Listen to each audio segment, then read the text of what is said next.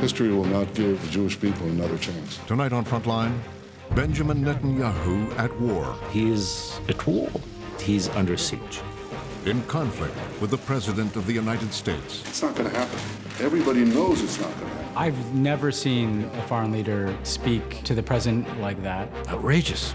Outrageous. He is so convinced that he's right, equally so convinced that Obama is dead wrong. From the battles that shaped him.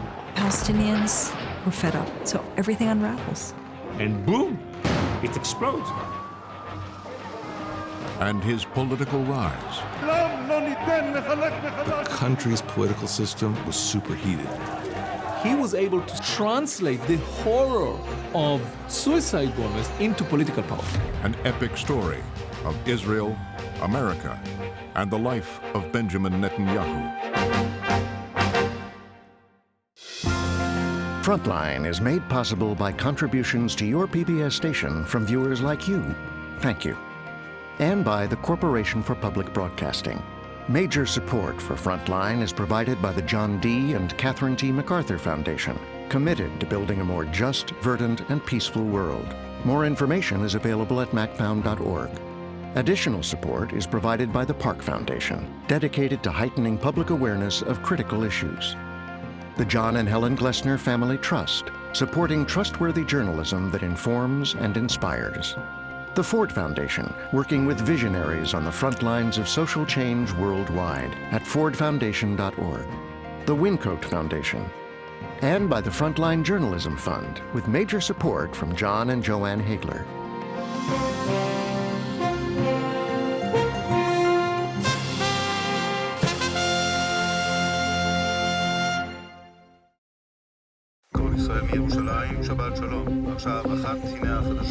March 2015. Israeli Prime Minister Benjamin Netanyahu. Jerusalem.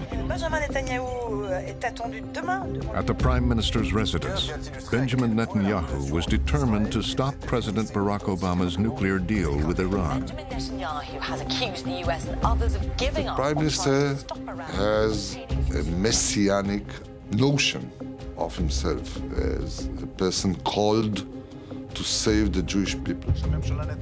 He was about to deliver a speech to the American Congress. He never made such an important speech, but he felt he had a historic role to play, and he cannot make a mistake. He wants to be the Winston Churchill who stops the new evil power, Iran, the way that Churchill stopped Nazi Germany. The Prime Minister left Tel Aviv this morning. He is scheduled to address Congress. He wants it to be clear that he made the most powerful statement possible to warn against this deal. So when the deal turns bad, he'll go down in history as the person who warned us all from what's about to happen. Benjamin Netanyahu has arrived in Washington, D.C. Netanyahu came as Israel's right-wing leader, vowing to keep his country safe from its archenemy, Iran. Netanyahu was invited to speak by John Boehner. A row between the Obama administration and Israel's Prime Minister. It's rarely somebody who comes to say, your president is wrong, and you, the Congress, in effect, need to stop it. Adding to growing tensions between the U.S. Netanyahu will speak to It was extraordinary for a foreign leader to come into the United States Congress and use it as a platform to try and undermine administration policy. Prime Minister angered the White House by not consulting. It was a really audacious thing to do.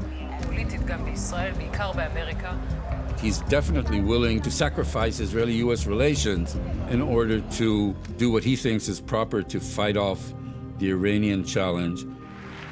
His audience, the Republican-controlled Congress, the president's fiercest critics. The days when the Jewish people remain passive in the face of genocidal enemies, those days are over.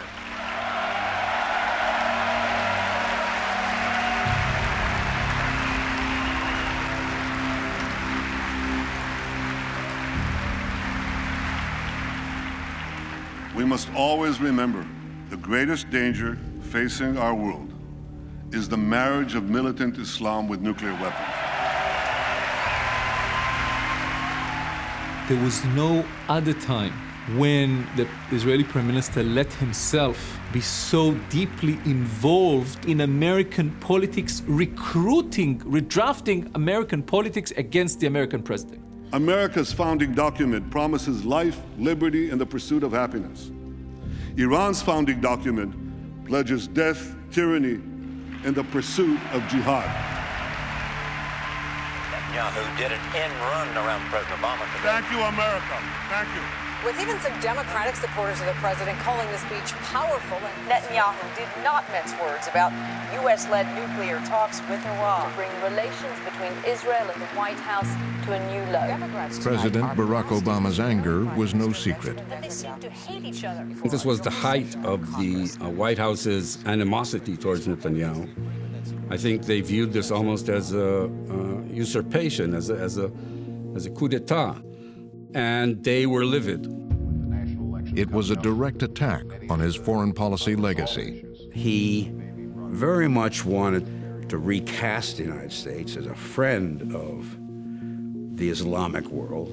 Part of that narrative is that we've been associated with Israel too closely. Obama summoned the press into the Oval Office. Barack Obama is furious. Everybody's all set?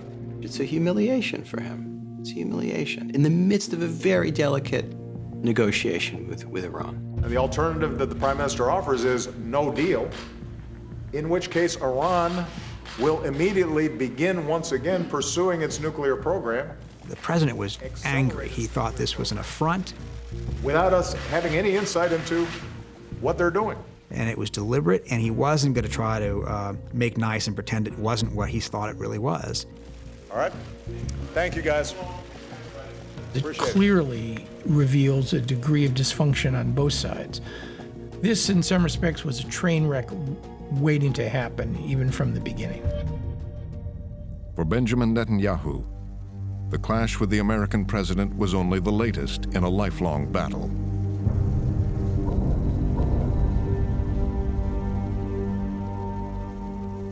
Armed Arabs today hijacked a Belgian airliner flying from Vienna to Tel Aviv. In his early 20s, Netanyahu saw military action. After being hijacked by 3 Arab guerrillas. Palestinian militants had hijacked a plane bound for Israel. The plane and its occupants would be blown up. The world watched to see how the Israelis would react. The basic news is that armed persons who claim to belong to a terroristic organization which is called the Black September, took over a Sabena plane. Lieutenant Netanyahu would be part of the special Israeli strike force.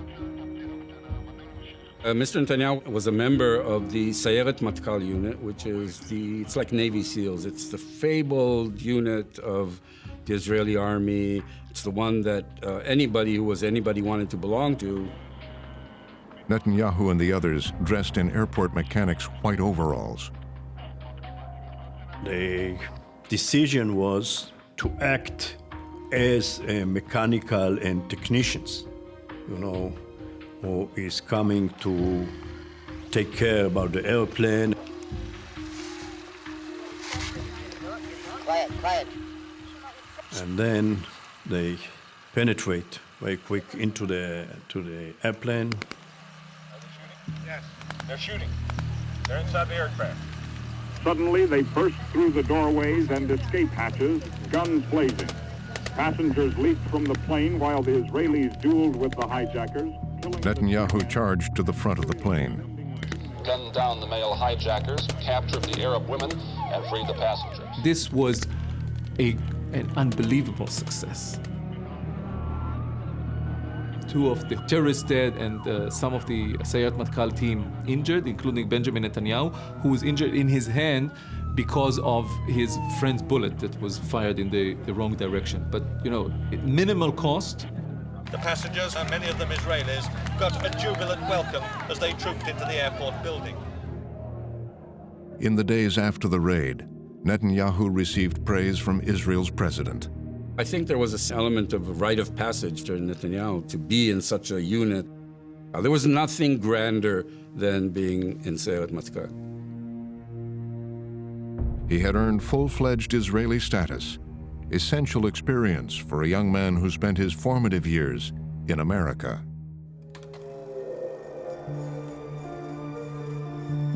When he was 7, Benjamin, who was called Bibi, and his 2 brothers, Yoni and Ido, left Israel.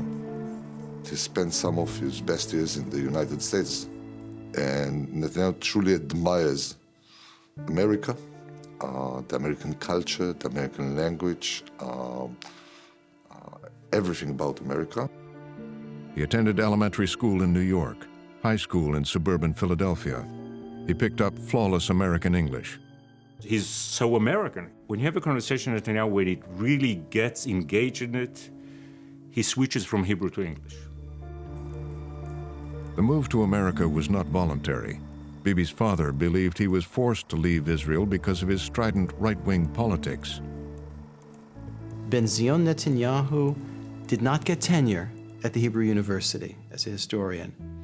And he considered it a great defeat and humiliation to have to leave the country and find his academic way in the United States. As a history professor in America, Bibi's father, Ben-Zion, drew a dark picture of the threats facing the Jewish people. He sees a world that is fundamentally hostile, a world that is afflicted by an eternal anti-Semitism, that the Nazi Holocaust was part of a long series of acts against Jews. It was a worldview passed on to Bibi and his brothers. The outlook coming from his father is that there will always be a hostile world that would not care for the security and welfare of the Jewish nation, and the one thing that we should do is do it ourselves. The brothers were told it was up to them to protect Israel. They're out to get us. They might kill us. Israel is fragile. My role is to save this people who are like childish. They don't understand history and world politics. And my role is to try to save them from their own mistakes and from these terribly demonic, evil forces surrounding them. This is basically the Netanyahu gestalt. And in 1967, Jordanian King Hussein signs a military pact with Nasser. Bibi watched as his father's dire warnings were transformed into reality. Arab armies had massed on Israel's borders. Egypt alone, there were more than 250,000 soldiers. Thousands of tanks from Egypt, Jordan, Syria surrounded the Israelis. Hundreds of rocket launchers. The feeling here in Israel is that we look at a very close and clear danger of being exterminated. The head of the Palestine Liberation Army, Ahmed Shukeri, calls for a jihad, a holy war. We shall slaughter you, we shall wipe you out, kill the Jews, wipe out Israel. At least for Netanyahu's father, this was, history repeating itself. By low-flying Israeli jets, which swooped in from the Mediterranean, avoiding radar. Following a surprise air attack, Israel defeated the Arab armies. As crack Air Force, infantry, artillery, and tank corps combined to sweep across the Sinai Peninsula. The 1967 war lasted only 6 days. Israel saves its own life. The victory was so profound and so sudden that it had a destabilizing effect. It set in motion a lot of what we're dealing with today. The war has created new refugee camps. More than 1 million Arabs have been displaced. Homeless and helpless, they struggle to survive, while the search for peace, lasting peace, goes on. By the end of the '67 war, Israel occupied the Golan Heights, the West Bank, the Gaza Strip, and the Sinai. Israel had more than tripled in size. The occupation of land inhabited by Palestinians would ignite decades of conflict. But for the Israelis, it was an historic victory. That's the story of the Six-Day War. It shows you have to be alert, You have to have good intelligence, and if your country is threatened, you have to respond quickly. A senior in high school in America, Bibi had skipped his graduation to return to Israel for the war, to dig trenches. He would witness a turning point in Israeli history. You can understand why it's so intoxicating. And if you're an 18-year-old who is raised in the household of Benzion Netanyahu, who has a fatalistic understanding of the nature of the world, you assume the worst. You assume the worst thing is going to happen, and then this miraculous best thing happens, and it has to sort of set you on a course for the rest of your life. That course would lead him to fight in yet another war with Israel's neighbors. And then to the devastating loss of his older brother Yoni, a national hero who was killed in action. Lieutenant Colonel Yonatan Netanyahu of Israel. Yoni in Israel is one of the line of mythical heroes of Israel's independence. People named their children Yoni after Yoni Netanyahu. His book, Letters of Yoni, became one of the most read books, rivaling the diaries of Anna Frank. So Yoni is certainly a national hero. The death of his brother affected him immensely, as the violent death of anyone's brother would. But it also enlarged his sense of purpose, his self-regard, his sense of destiny, his sense of mission and purpose. There's no question about that. From Faneuil Hall in Boston, the Advocates. Not long after his brother's death, Netanyahu began a new life on American television. The first thing that happens is that Benjamin Netanyahu begins to present himself as an expert on terrorism. I call now as my first witness, Mr. Benjamin Netanyahu. Having graduated from MIT and Americanized his name to Ben Netai, he would fight for Israel in his own way. We have peace in the Middle East. Waging the battle for public opinion. Look, I'm 28 years old. I've had to defend my country in 2 wars and in many battles. Nobody wants peace more than Israel. But the stumbling block to the road for peace is this demand for a PLO state, which will mean more war, which will mean more violence in the Middle East. Netanyahu was one of the earliest people who brought up this message that there's a war going on, and it's a war between good and evil. And as I I'm said, not talking about the Arabs in Israel. I'm talking about the Arabs on the West Bank and the Gaza Strip. If you let me, I'll answer your question, Mr. Ajani, please. And that you have to stand up in that war, and you cannot just run away. You have to fight it and win it. Israel wants to live in peace and wants to be secure. If that involves maintaining our own military guarantees against the destruction of people who surround us, yes, I believe we should fight for our survival. If I have to, I'll fight again, but I hope not to. Thank you. Thank you, Mr. Ajani.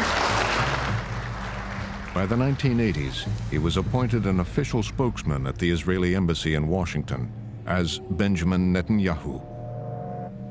Benjamin Netanyahu begins his Israeli political career in the United States. He's unknown in Israel in the 1980s. I cannot imagine the growth of international terrorism in the last 15 years without the pivotal role played by Yasser Arafat's PLO.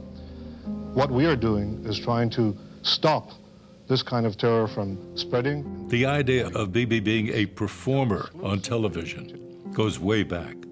You represent your country, you sell your country. And that is what he did. And he did it with enormous pride and confidence. The Arabs tried regular war, they failed. They tried terrorism, they failed. They have now embarked on a new strategy. It's called anarchy and trial by media. He has a perfect American accent, what he thinks is a fingertip feel for American sensibilities and touch points. And he's great for CNN. And in Ronald Reagan's America, Netanyahu was a rising star. He's already a celebrity with the Jewish right in the United States.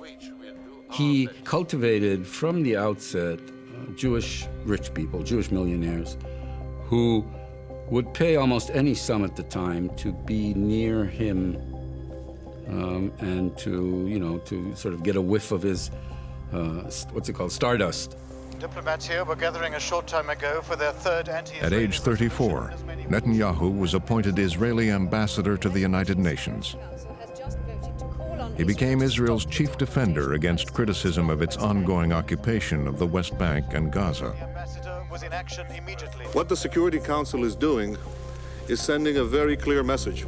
It's saying basically this. It says, we condone all Palestinian violence against Israel. We condemn any Israeli countermeasures.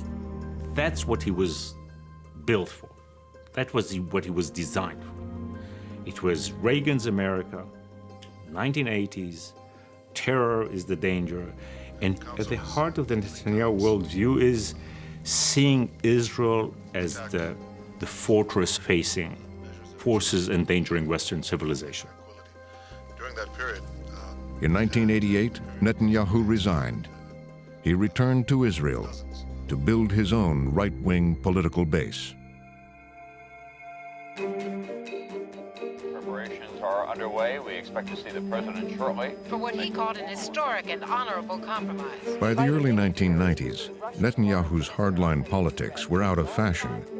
The talk was no longer of war, but of peace. Negotiations were underway with their Arab neighbors, It's a day for optimism. and now with the Palestinians. In secret by the principals, by the PLO and the Israelis. Israeli Prime Minister Yitzhak Rabin, a former general and hero of the '67 war, represented Israel. Representing the Palestinians, Yasser Arafat, the chairman of the PLO. Peace agreement designed to put an end to 45 years. This is a historic breakthrough. Between Israel and the PLO, two national movements competing for the same space, and for the first time they're prepared to recognize each other. Known as the Oslo Accord, it was designed to end years of violence by laying out a peace process, a deal that could give Palestinians their own state and land captured in the '67 war. Once the agreement was done, it was the White House as the venue agreed for the signature. President Clinton felt this was his baby.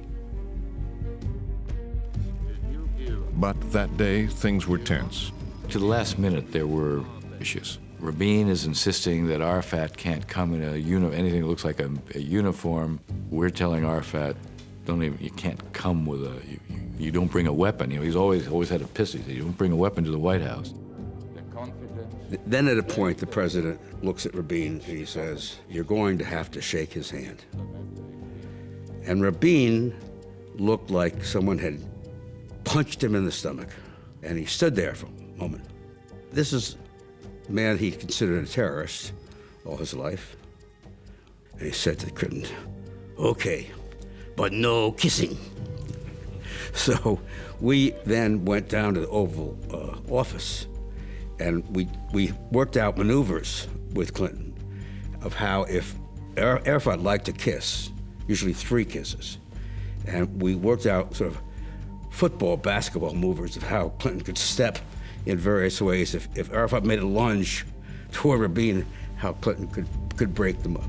Ladies and gentlemen, Mr. Arafat Yitzhak Rabin, the President of the United States. The ceremony was carefully scripted.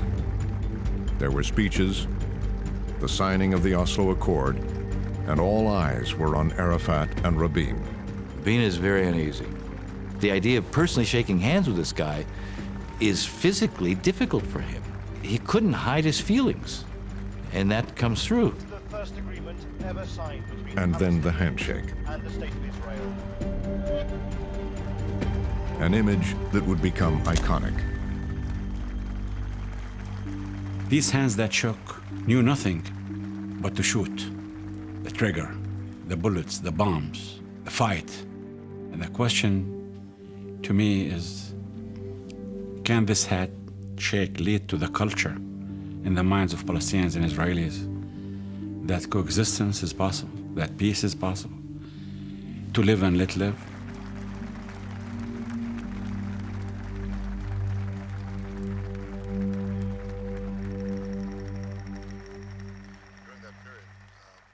Now, in Israel, Netanyahu was building a coalition of the ultra-religious right and security-minded conservatives. They strongly opposed the Oslo Agreement. And in no time, protests began. The world celebrated that handshake, that historic handshake, on the White House lawn. But in Israel, there was a fair degree of skepticism. Week after week, Netanyahu watched the protests build.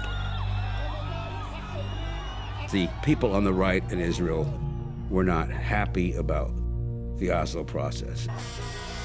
And recognizing the PLO terrorists was a bitter pill. We're demonstrating against the inability of the government to maintain order in this country and to protect the rights of Jews living in their own land. With an election on the horizon, Netanyahu maneuvered the growing anger into a political force. He did not believe in the possibility of a deal with the Palestinians. He didn't trust them, he didn't like them, he doesn't, and he doesn't want to have a deal with them. He didn't want to have a deal with them. As head of the conservative Likud party, Netanyahu himself became the face of the opposition to Oslo. Netanyahu saw a moment of betrayal and peril and an agreement that would never and could never work.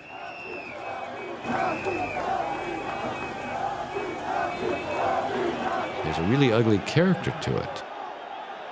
The level of vitriol, the anger, the scope of these demonstrations, the kind of incitement, the portrayal of Rabin, dressing Rabin in Nazi uniforms or putting a keffiyeh on him. Netanyahu found himself at the center of the anger. In most cases, he doesn't do anything about it. I think Netanyahu, even in some ways, benefits from this association with the rabble-rousers on the right. I think the country's political system was superheated. It was like a car riding on a highway that had no water left in the radiator. And you could look at the temperature gauge, and it's all the way in hot. The intensity grew, culminating in a massive protest. Tens of thousands crammed into the center of Jerusalem.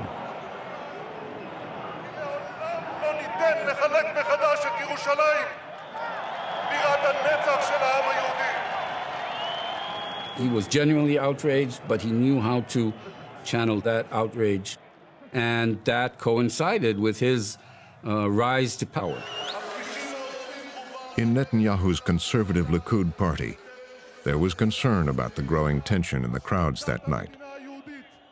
There were moments when Netanyahu was advised that, there are real nutcases in the national religious camp that we see that we need to calm down, even gesturally.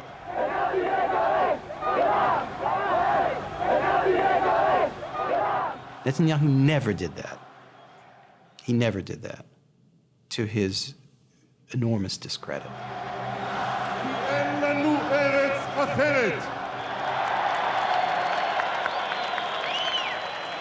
The crowd was with him as he attacked Arafat.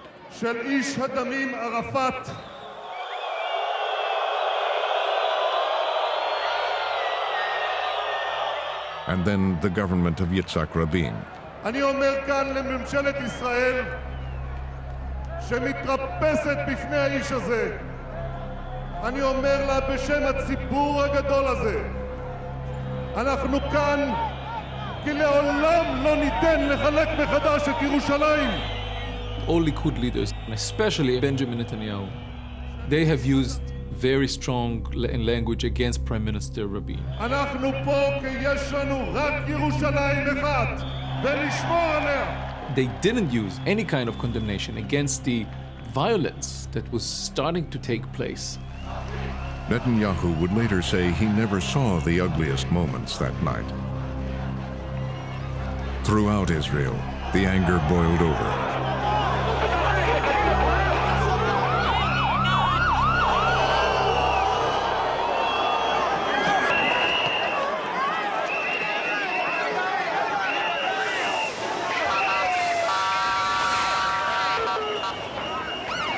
I was there, and a lot of other people my age were there. This was such a volatile atmosphere at the time. And the writing was on the wall. Night after night, the crowds massed across the street from Prime Minister Rabin's apartment in Tel Aviv. I'm there one Shabbat evening. We're talking. It's just the two of us. And there's a demonstration outside. And I said to him at the time, I said, "Don't you worry about some of this?" He goes, "No." I mean, it's not that he was, it's not that he was completely dismissive of it, but he took it as kind of a given. He knew, in a sense, what was coming and simply accepted it. Rabin responded with his own rally. More than 100,000 supporters singing of peace.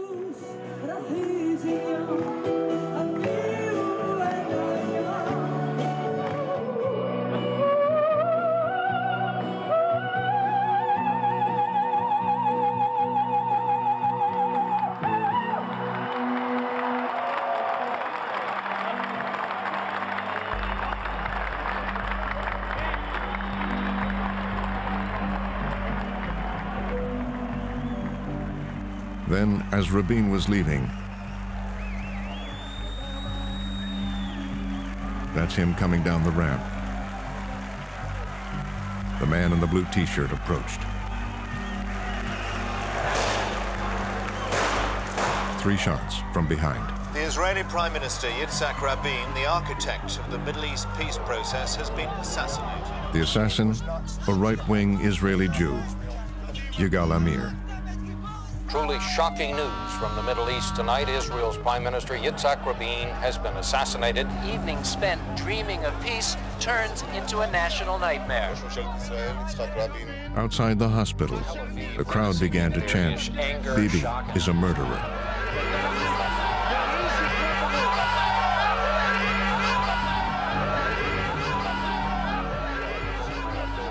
The sign says, "Bibi, Rabin's blood is on your hands." An assassin has taken yet another world leader away from us. It was just after the biggest peace rally in Tel Aviv. Rabin's widow blamed Netanyahu for contributing to her husband's death. Of Yitzhak Rabin has also produced shock in the Palestinian community. And said so on worldwide television. Your husband pointed the finger at Mr. Netanyahu and said, "You must stop this incitement." Yeah. To what extent do you blame Mr. Netanyahu and the Likud for what has happened? I do blame them. In a rally in Kikar Zion in Jerusalem that showed him in the uniform of a Nazi. So Mr. Bibi Netanyahu, now he can say from here to eternity that he didn't support it and didn't agree with it, but he was there and he didn't stop it. Netanyahu's close advisor at the time vehemently disagrees. The attempt to pin on him the murder of the Prime Minister is a cheap political propaganda trick that was taken by his political opponents, mostly from the left, in order to delegitimize Netanyahu as a political public and to delegitimize the positions of Likud in the Israeli open political debate.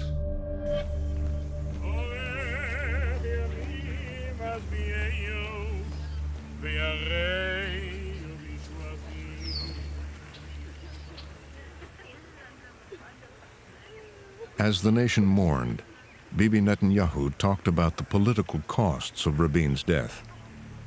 Netanyahu sat next to me, and I remember Netanyahu saying to me, look at this. He's a hero now. But if he had not been assassinated, I would have beaten him in the elections, and then he would have gone into history as a failed politician. Netanyahu was thinking, well, politically, he was on the ropes before he was assassinated. And Netanyahu had a new and powerful opponent, the American president. President Clinton was really affected by Rabin's assassination, and he viewed, I think, Netanyahu through the eyes of Rabin as the person who would bring down Oslo if given half a chance. Your prime minister was a martyr for peace, but he was a victim of hate. Surely we must learn from his martyrdom that if people cannot let go of the hatred of their enemies, they risk sowing the seeds of hatred among themselves. He felt a real responsibility to Rabin, a personal responsibility to see through his legacy. And the Oslo Accords was Rabin's legacy. But Rabin's legacy was in jeopardy. His successor, Shimon Peres, would have to win an election, and that meant facing Bibi Netanyahu. Bibi in the election is running against Oslo. So the choice seems so clear. Clinton wants to do everything we can to help Peres. And he probably goes overboard in terms of that. I mean, if there's ever a time where we tried to influence an Israeli election, it was Peres versus Netanyahu. Clinton's political operatives opened a back channel with the Peres campaign. Clinton authorized hundreds of millions in additional military aid and returned to Israel to personally campaign for Shimon Peres. Israelis love Clinton. If he ran here for prime minister, he'd win easily, no matter under which banner. Israelis loved Clinton, Bill Clinton. The week after the assassination, Netanyahu was behind in the polls by 31 points. People who spoke to him on those days have said that he thought that his career was over. Then, as election day neared, 10 kilograms of explosives reduced this commuter bus. it was the number 18 bus, right through the heart of Jerusalem, a symbolic act. The Palestinian extremist group Hamas claimed responsibility. There were some Palestinian groups trying to make sure that the sabotaging of the peace process, Rabin was assassinated, let us stop the whole process. And it was just the beginning. Easy to forget that actually Rabin's great heroic act ended up with terror in our streets and people dying, and we were all driven nuts by, you had peace ceremonies one day and terror the other day, and drove people crazy. For Netanyahu, it was an opening. And so Netanyahu is naturally returned to center stage as the person who had warned about, the terrorism, and slowly starts to recover.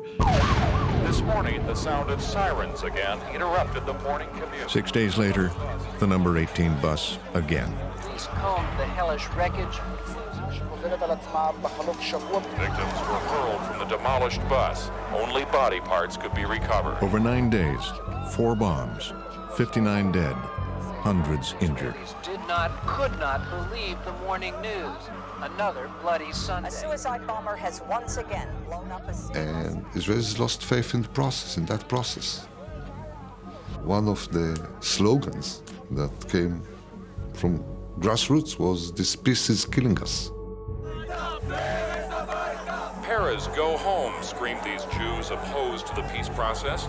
They taunted him, chanting the name of Prime Minister Rabin's assassin, Yigal Amir. I will never forget this in Tel Aviv once. There was a horrible terrorist bombing, and I drove by about 3 days afterwards, and somebody had written graffiti on the wall, and they wrote the Likud was right.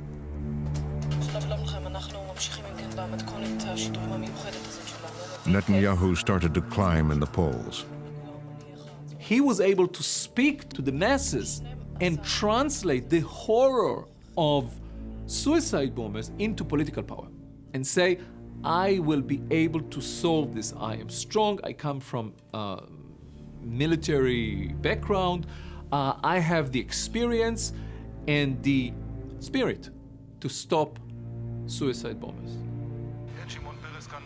But by midnight on election day, it looked like Netanyahu's surge had fallen short. The entire country went to sleep convinced that Peres had been elected, and woke up with Benjamin Netanyahu as prime minister. The Arab world and the United States will now have to deal with a much more conservative. Netanyahu had promised security to the growing number of Israelis scarred by the violence. It worked, barely. Peres is a mere fraction of 1%. I walked into his suite at about 5:30 in the morning, and basically I didn't leave it. He said, you, all 3 or 4 of us were there, you're the core team. And that's how it officially started.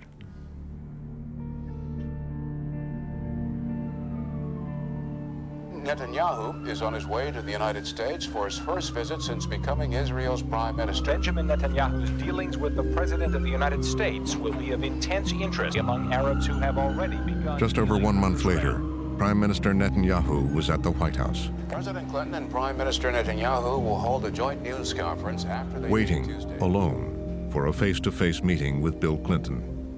When he came in as Prime Minister to meet the President of the United States, he knew that he was dealing with another young guy, just as smart as he was. But as President of the United States, Clinton had his set of responsibilities.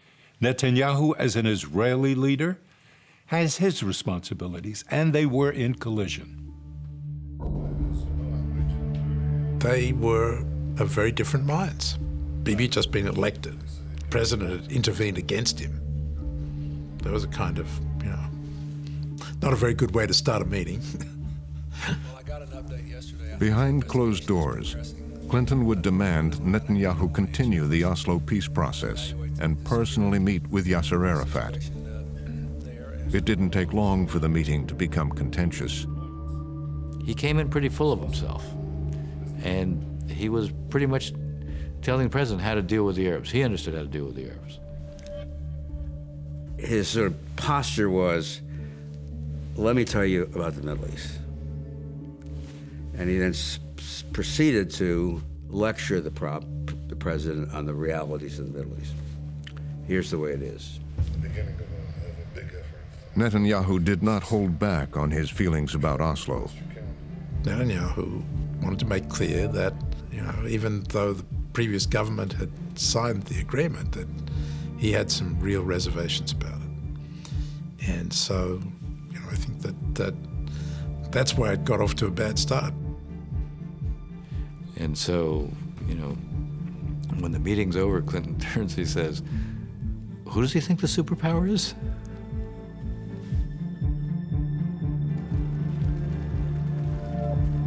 But Clinton wouldn't give up on the peace agreements, and Netanyahu couldn't ignore him. The U.S. was Israel's biggest supporter.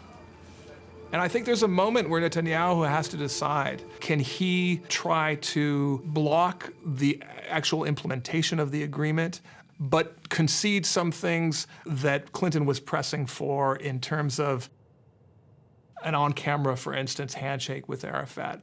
I think that was the calculation. Netanyahu decided to go along with one key Clinton demand. He drove 50 miles to the border of Palestinian territory in Gaza. At the Erez crossing, he met his enemy, Yasser Arafat. And that day I was there. And I was thinking, how will this happen?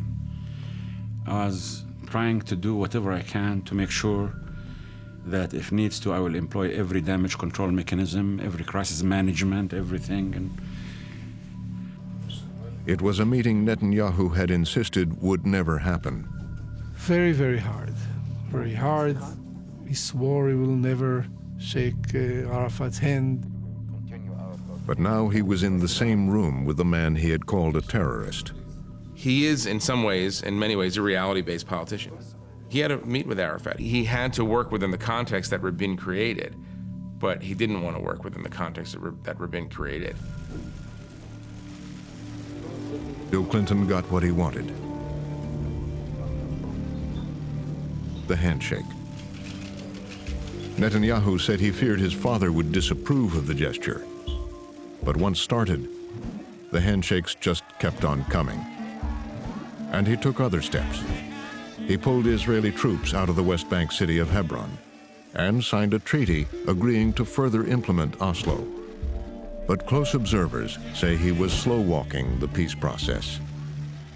Netanyahu made life very, very difficult for the American administration and for those Israelis who wanted peace. He was really difficult, he was slow, he was stubborn. He made life very difficult for all the peaceniks, Americans, Europeans, and Israelis. The United States' relationship with Israel is... And behind the scenes at one peace conference, Bill Clinton let Bibi Netanyahu know how frustrated he was. One morning, I think it was 4 a.m. in the morning, I hear shouting. Real shouting. Screaming. 4 a.m. in the morning. President Clinton shouting from the depth of his stomach and head and ears and eyes and nose and mouth and legs at Bibi Netanyahu.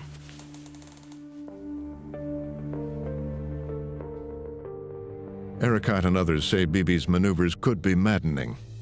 I've seen the frustration of many people. I've seen the frustration of Israeli negotiators. I've seen the frustration of American presidents. I've seen my frustration. Before long, Netanyahu's political support began to erode. Nobody was happy with him. The left weren't happy with him for what he was doing to undermine Oslo, and the right wasn't happy with him for what he was doing to keep Oslo. He was in a sort of impossible balancing act.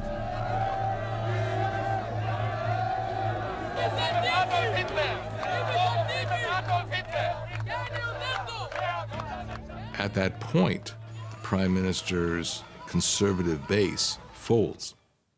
And some people on the conservative right work with the Israeli left to bring down Prime Minister Netanyahu.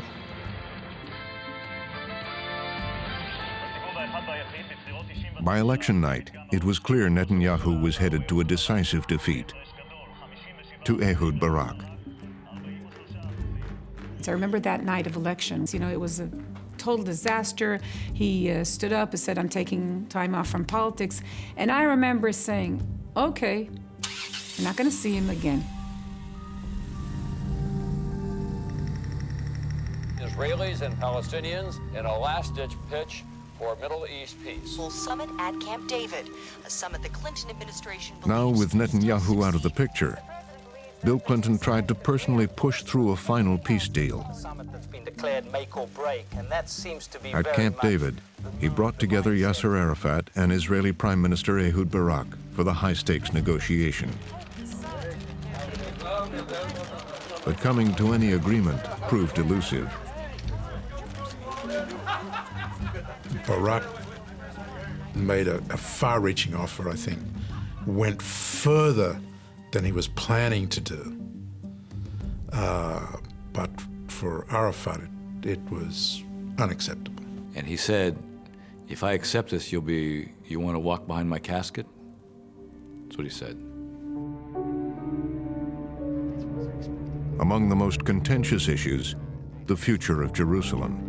Ehud Barak comes with the help of the American team and a lot of American support. And Barak does everything. He's a courageous guy, a bit too courageous, but he tries everything. And boom, it explodes. And there's no Netanyahu around. You cannot blame when the Camp David peace summit fails. No, Netanyahu is not there. Palestinians launched a new round of violence, a sustained uprising, the Intifada. Palestinians were fed up. There were years of failed negotiations. Security for them went backwards. Freedom of movement went backwards. Freedom of religion went backwards. The economy went backwards. And there was a point at which Palestinians said, enough. We are done with this process of negotiations. So everything unravels. Everything unravels.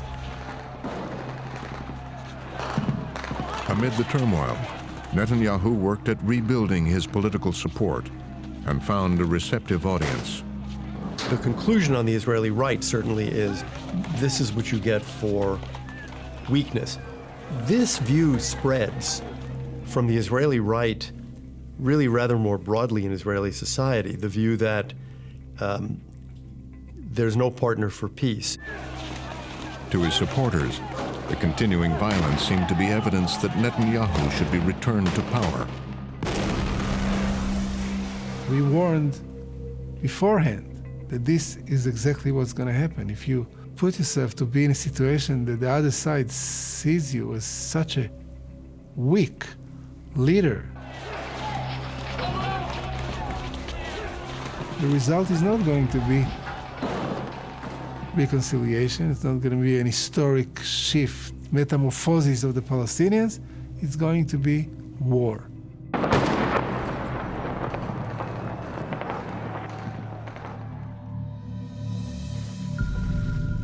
As he rebuilt his political coalition, Netanyahu would watch as terror struck beyond the Middle East. An apparent terrorist attack. Very large plane just flew directly over my building, and there's been another collision. September 11th, the year 2001, a day unlike any other. Muslim extremists struck America.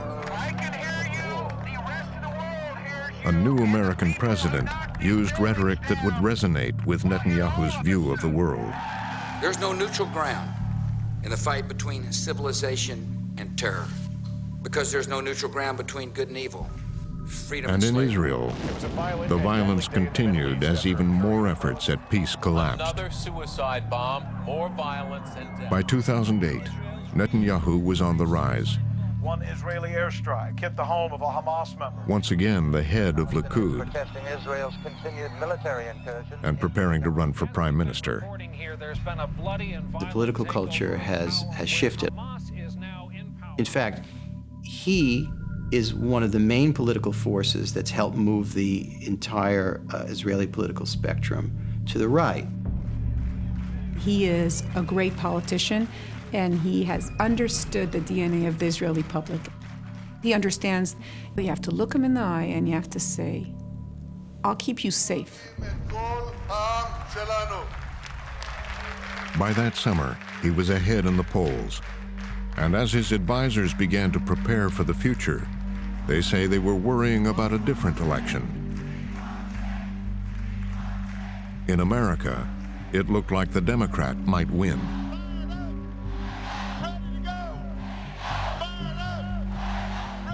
Barack Obama came pretty much out of nowhere. He was a senator for about 10 and a half minutes. And suddenly he was running for president. This is a pretty alien creature to Netanyahu and to a lot of Israelis. They met in Jerusalem in the summer of 2008. You know, I was at the first meetings between Prime Minister Netanyahu and President Obama before each was elected. And what I sensed were two individuals who come from different parts of the political spectrum.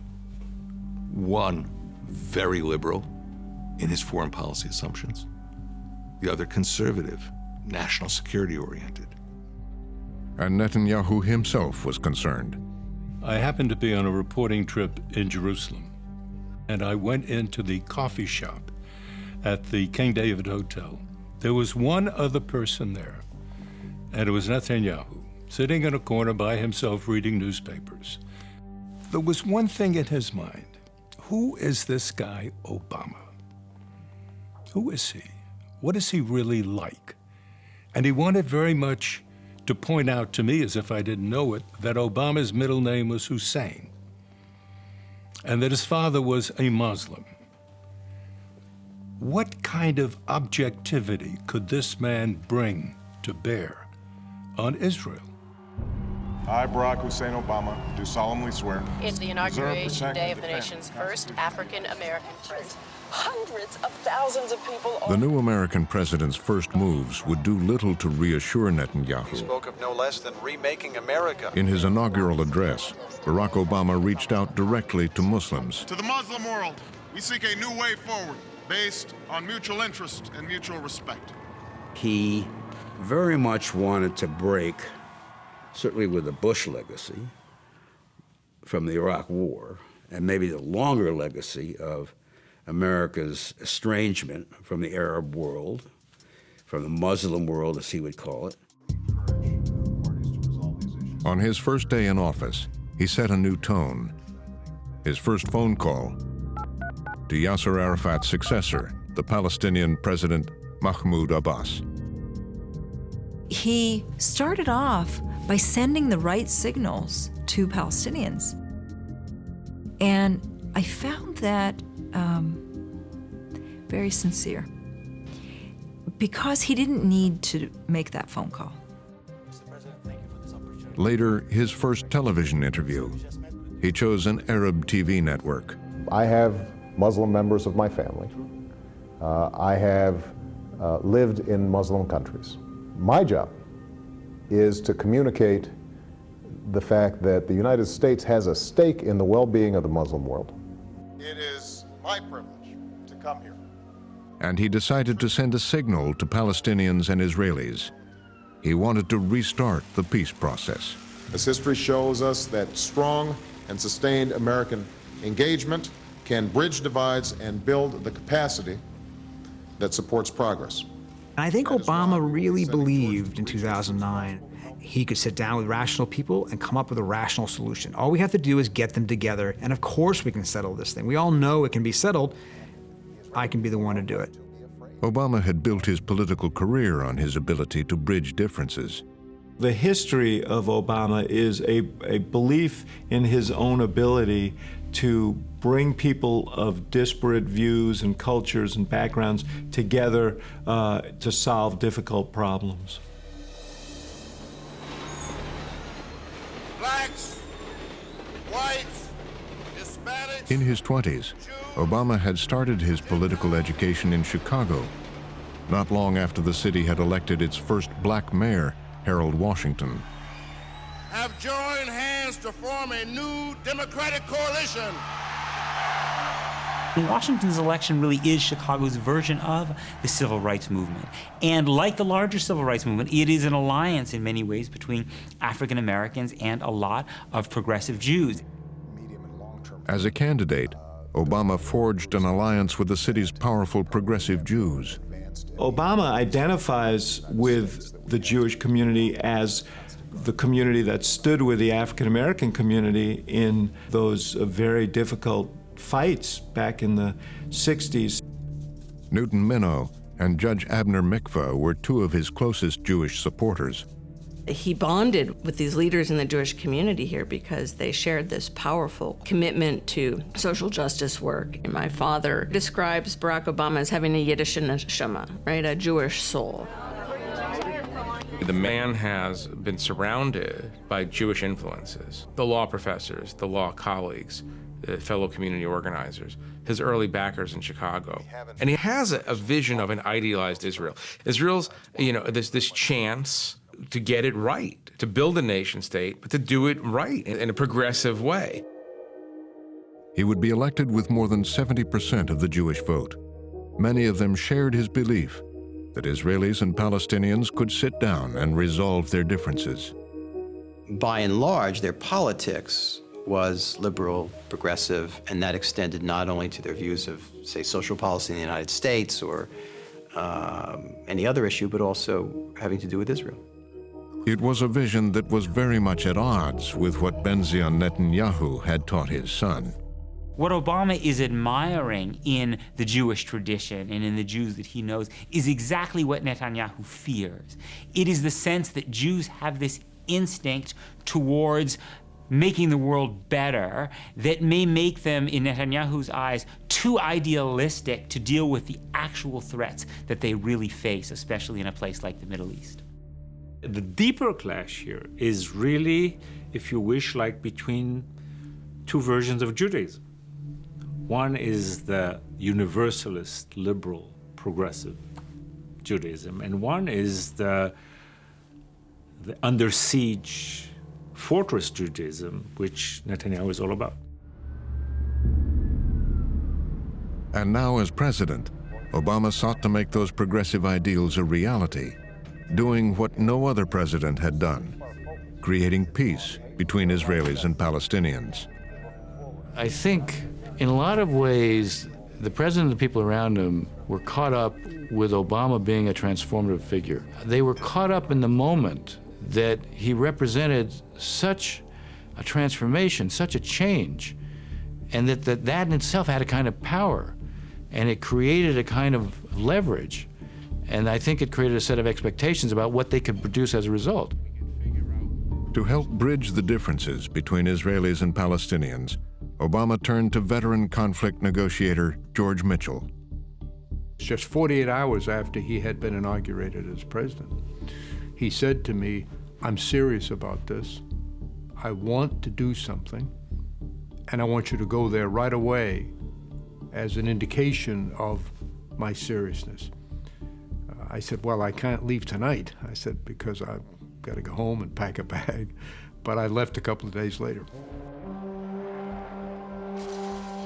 We begin tonight with breaking news. New explosions in Gaza, fresh Israeli airstrikes. Sirens warned of another round. But on the ground in Israel, Mitchell quickly found that Obama's hopes did not match the stark reality. In Gaza, the extremist group Hamas was in charge. Hamas security forces the target in a third day of Israeli missile strikes in Gaza. Well, the timing for the potential for success in early 2009 could not have been worse.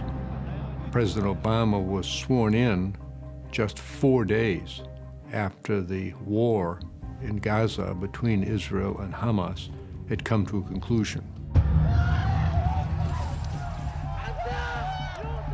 Emotions were very high and very negative. There was a lot of hostility, a lot of feelings of victimization on both sides. The circumstances were not conducive to moving forward. Food leader Benjamin Netanyahu appears to have locked up the prime minister. Netanyahu returned. And there was a political challenge. Israel elected a new prime minister.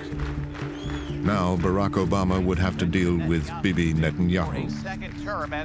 They are completely opposites because it's deep. It's not only a progressive and a conservative. Barack Obama has Martin Luther King in him. He has Nelson Mandela in him. The world is moving in the right direction, and his role is to accelerate that.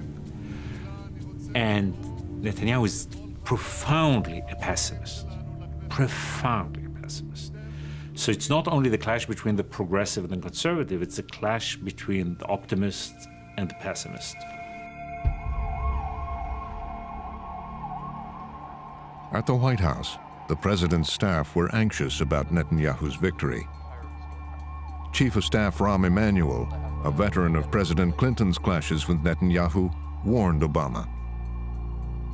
Rahm Emanuel, in particular, has these vivid memories of Netanyahu trying to push around Bill Clinton and comes to Obama essentially and says, "We're not going to do that over again. Don't get played by this guy. This guy is going to do X, Y, and Z, and we're not going to allow him to play his game." And so there was an instinctive feeling that Bibi will never do what he needs to do unless you pressure him. And I think that was basically Rahm's attitude. At least it's the way I understood Rahm's attitude. The strategy would be to show the Arab world that Obama could take a hard line on Israel, could create some daylight. Well, that's the expression, the daylight, the imposing of daylight in the relationship. There's a belief that you win friends in the Arab world by distancing yourself from Israel.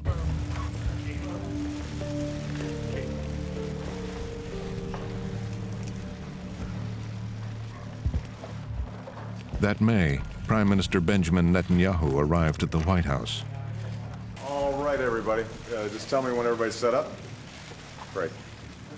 Well, listen, I first of all want to thank Prime Minister Netanyahu for making this visit. Obama is in the difficult position of dealing with an Israeli prime minister who has now, from the American point of view, regressed to the point of view where it's hard to see how you're going to have any meaningful negotiations with the Palestinians. Obama insisted that Netanyahu stop the construction of Jewish settlements on lands captured in the '67 war, which were claimed by the Palestinians. It wasn't a request, it was a demand. And I think that this shocked Netanyahu, shocked the people around Netanyahu, and sort of gave proof to the people who had been whispering in Netanyahu's ears that this guy's up to no good. A settlement freeze, a recurring demand of American presidents. But it was a deal breaker for the right flank of Netanyahu's fragile political coalition. The freeze notion was a difficult one. So it had a very sharp point, and it came at Israel in the first instance with a knife. Netanyahu is surprised by that and feels that, in a sense, he's kind of walked into a trap. Netanyahu found that outrageous. Palestinians weren't doing anything as far as he was concerned, so why should he? So there was already some real scratchiness there over what Obama expected Israel to do and what Israel expected out of Obama. It will not be easy. It never has been easy.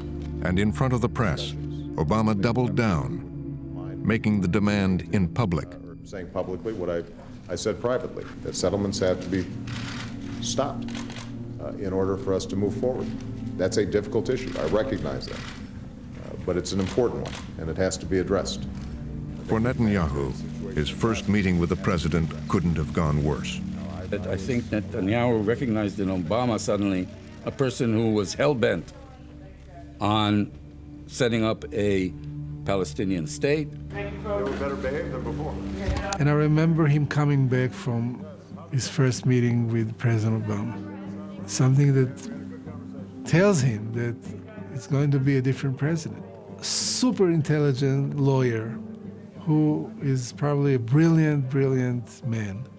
He has ideas, he has goals, he has a vision, and something in what we in Hebrew call the neshoime. The soul is too cold to be connected to Israel. Whatever happened in that traumatic meeting, he came back angry, suspicious, hostile, and he came back from Washington feeling that he is at war, that he's under siege. And that shaped the entire relationship, because people like Netanyahu, you don't get a second chance. The President of the United States was now an adversary.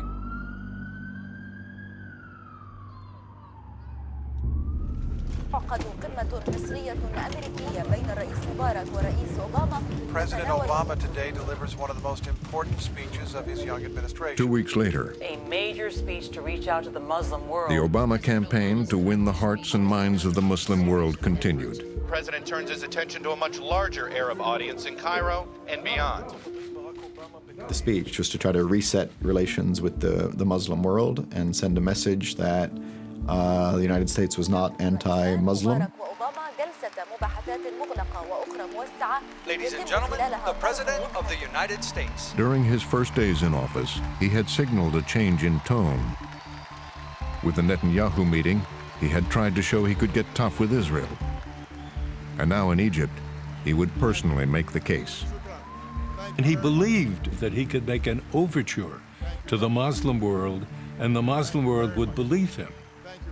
He meant to be a good soldier, a good guy, a middleman, an honest broker, an American president you could deal with, an American who is sympathetic to you. It was billed as an unprecedented address to the world's 1.5 billion Muslims. I've come here to Cairo to seek a new beginning between the United States and Muslims around the world. But Israelis were watching too. Among them, Michael Oren, Israel's ambassador to the United States. First time to my knowledge as an historian that a president of the United States addresses the world adherents of one faith. So let there be no doubt, the situation for the Palestinian people is intolerable. Israel had no advance warning of the Cairo speech. Complete shock. And there are many aspects of the speech which have direct impact on Israel. The most obvious which is the condemnation of settlements. The United States does not accept the legitimacy of continued Israeli settlements. It is time for these settlements to stop. He addressed the Palestinian issue in a way that was not a political issue, but a just issue. And I think that was a hard point for the Israeli public to swallow. For many of the Israelis watching, the message was clear. We live in a world of images and perceptions, and for some, it gave the impression that in choosing between Israel and the Muslim world, the choice was the Muslim world. And may God's peace be upon you. Thank you very much. Thank you. Immediately after the speech, crystal clear, I remember talking to an Israeli journalist, very senior journalist, whom the White House cleverly had invited to Cairo to hear the speech. And he called me from Cairo. He said, it was a disaster. This is a disaster. I said, tell Ram. Tell him, because, you know, they need to do something about this. This is really going to lose the Israelis. The president then left the Middle East.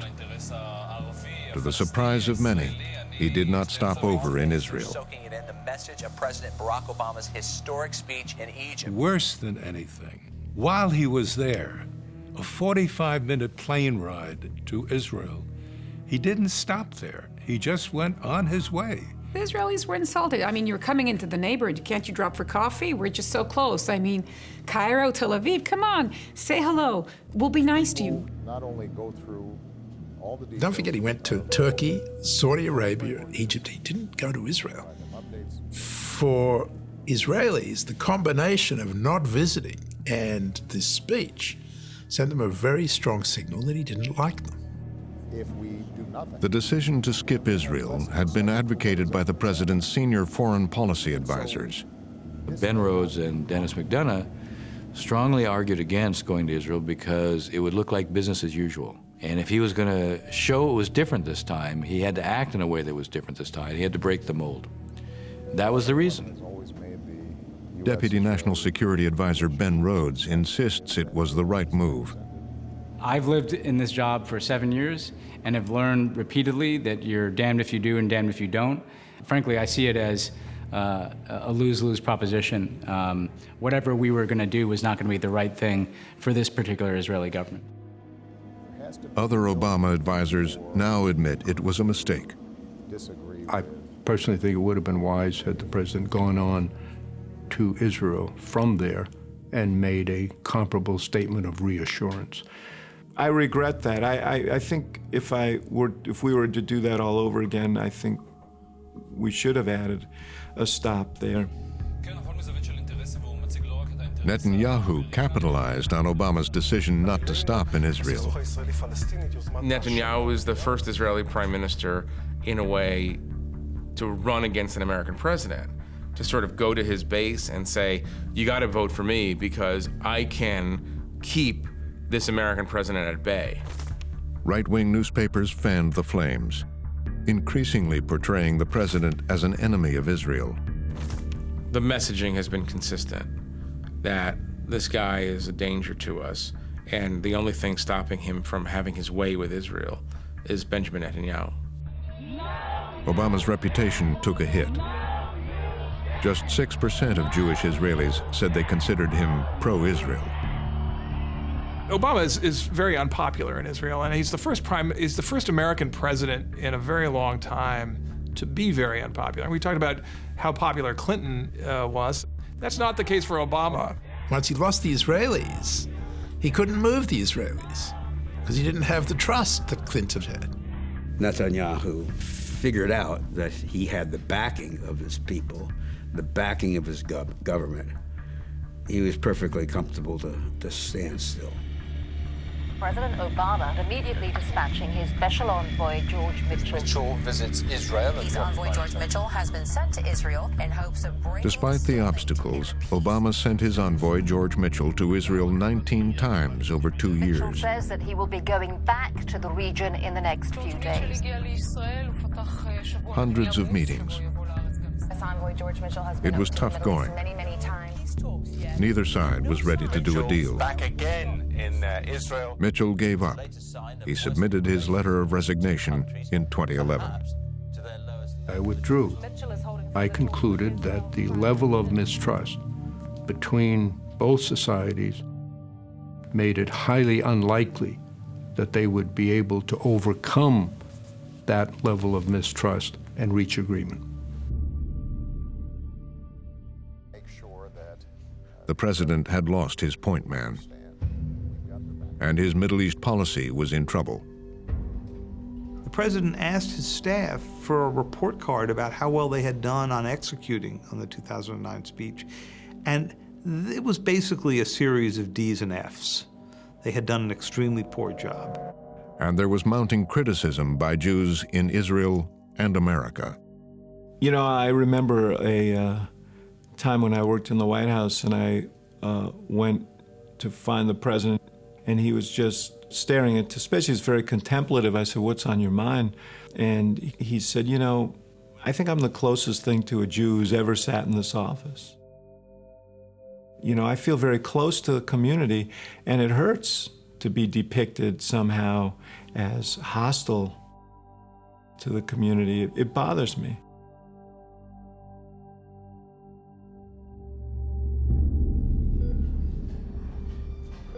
Then, this man in Tunisia lit himself on fire. Mohammed Bouazizi sets himself on fire, and within a very short period of time, you know, he sets the whole Middle East on fire. Thousands of angry demonstrators marched through the streets of Tunisia's capital this morning. Tracking this very serious development. Within weeks, protests had broken out in Yemen, Bahrain, Libya, and in Cairo's Tahrir Square, hundreds of thousands turned out to protest President Hosni Mubarak.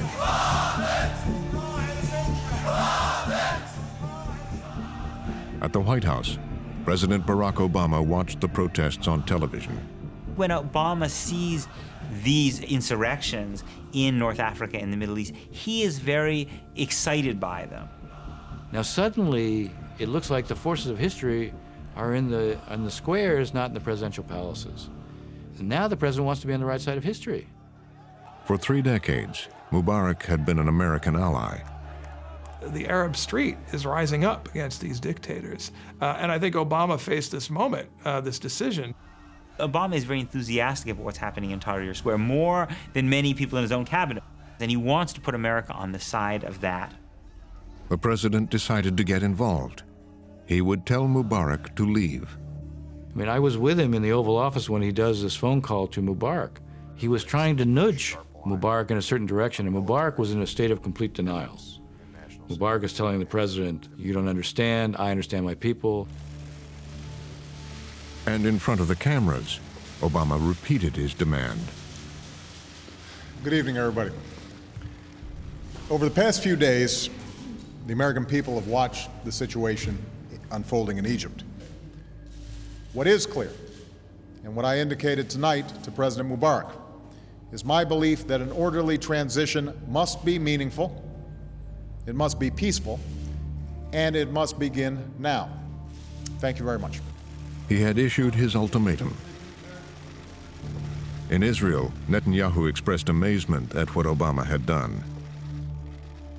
The Arab Spring is a perfect example of where Netanyahu believes that Obama was colossally naive. Israel had made peace with some of its Arab neighbors, including Egypt. Now Netanyahu was worried those regimes would fall to Muslim extremists. Netanyahu's reaction was the tragic realist reaction, which is, this ain't gonna work out, guys. Democracy is not gonna take root. You're gonna have the Muslim Brotherhood in Cairo in a year or two. Israelis are slapping their heads and saying, "Oh my God, what a disaster." Because what they see is not an outbreaking of democracy. They see an outbreaking of chaos that's going to be quickly snatched and dominated by Islamic extremists. At the time, Dan Meridor was the deputy prime minister. The quick pace with which the American administration started to push Mubarak off the cliff. He has to go now, he has to go now. amazed me. The thinking that if Mubarak is out, a new Thomas Jefferson is going to be born on the Nile and build a new republic was miserably naive. The President Hosni Mubarak has stepped down. The sound of freedom. 10 days after Obama's phone call, Mubarak resigned. Tonight, the people of Egypt have toppled their leaders. When he fell, I think that the amazement of Mubarak and his people that America, in a way, deserted them openly, and the amazement of many allies of America, leaders in the region, that America seems not to be a reliable ally and pushes you, and when they need at least not to interfere. I think this was a big mistake. At the White House, the president seized the moment. Obama wanted a reset of his approach to the Middle East. He told his staff to prepare a new speech. The president wanted to speak and lay out what the U.S. principles were going to be as we dealt with a region that was going through seismic change. The President of the United States, Barack Obama. He delivered the speech in front of a room filled with staffers at the State Department. For 6 months, we have witnessed an extraordinary change taking place in the Middle East and North Africa. He spoke for nearly an hour, but the speech would be remembered for just one line. We believe the borders of Israel and Palestine should be based on the 1967 lines with mutually agreed swaps. It was a familiar demand, but one never endorsed so publicly by the President of the United States. It became the headline. The headline of the New York Times was, President Obama endorses the 67 borders. The rest of the speech about the Arab Spring went virtually unreported. Now, for Israel, this was a major development. Netanyahu's reaction was immediate. He summoned his closest advisors for an emergency meeting. My secretary comes rushing in, and she goes, Dory, the prime minister's on the phone. I get on the phone, he goes, Dory, where are you? He says, I need you to come here right now.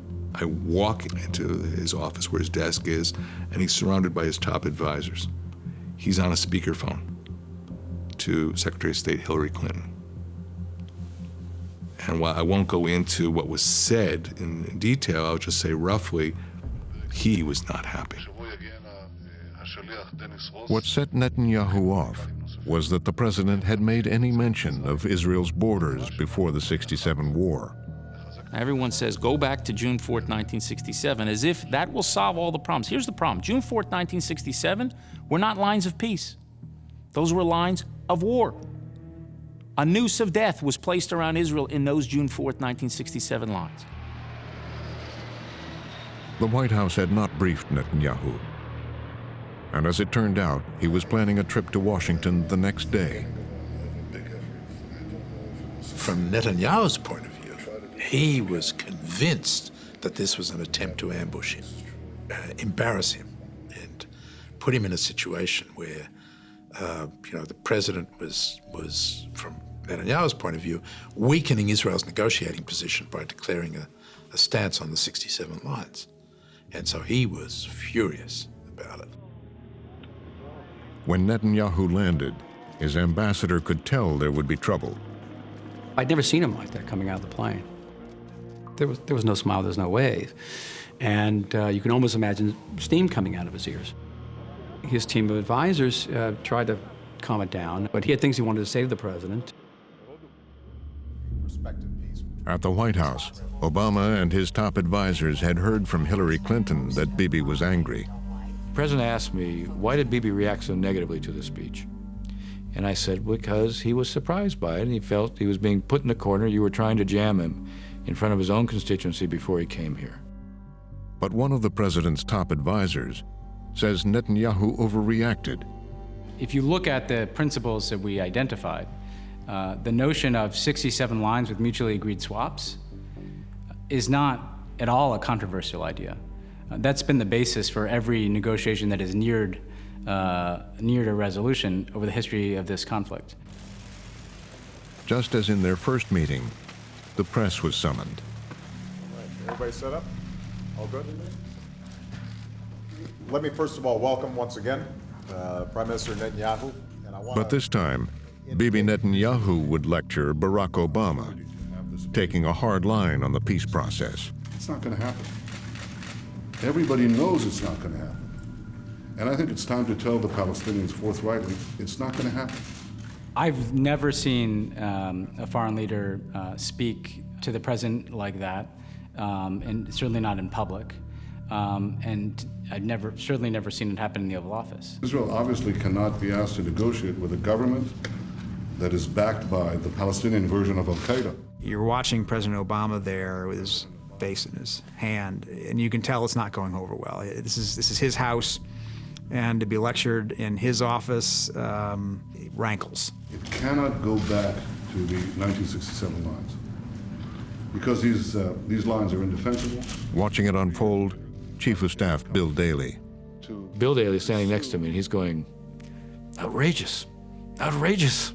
And he's just, I mean, it's like he's almost levitating. Not negotiate with a Palestinian government that is backed by Hamas. That was intentional. That was done for political effect. I think he came with a mind toward inflaming the relationship. Mr. President, history will not give the Jewish people another chance. Obama was treated to a lecture on Jewish and Israeli history that just went on and deeply offended Obama and his people. It's the ancient nation of Israel. And you know, we've been around for almost 4,000 years. We've experienced struggle and suffering like no other people. There was a sense of gall. What gall? And now it falls on my shoulders as the Prime Minister of Israel. I think Netanyahu, frankly, had given up on Obama. He felt this administration, from day one, has disliked me, has wanted me out, has wanted me gone. So what's the point of holding back? Thank you, guys.